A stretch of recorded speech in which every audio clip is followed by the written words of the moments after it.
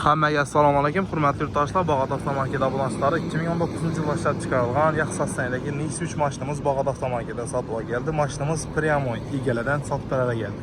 Mashinamizning kraskasi toza, 167 ming yurgan ekan. O'zlari uchun kelib, kraska plus probekini tekshirtirib, ana keyin olaverasizlar. Mashina bo'sh balon qo'yilgan, plus metan gazli uстановка etilgan.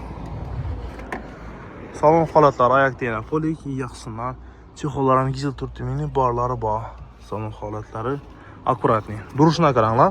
Ko'pchilik 167 ming yurgan mashinani saloni, tashqi taraflari sal bir netorak bo'ladi, kirchilgan.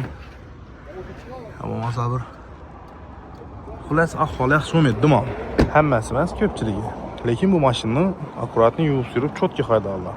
Umuman kirchiqlari yo'q, ichidan deyishidan sostaniyasi zo'r. Dostlar, gelip şundan usta bilan görüp tekshirib olasizlar. Bahosi 115 milyon so'mdan kelishaman deb tashab ketdilar. Shu mashina qiziqib olaman deb kelgan yurtdoshlarimiz bo'lsa, men sizlarga Bag'at avtomarketga kelsangizlar, Pryamoy egasini chaqirgan mashinani savdolashib, egasi bilan gaplashib olaverasizlar.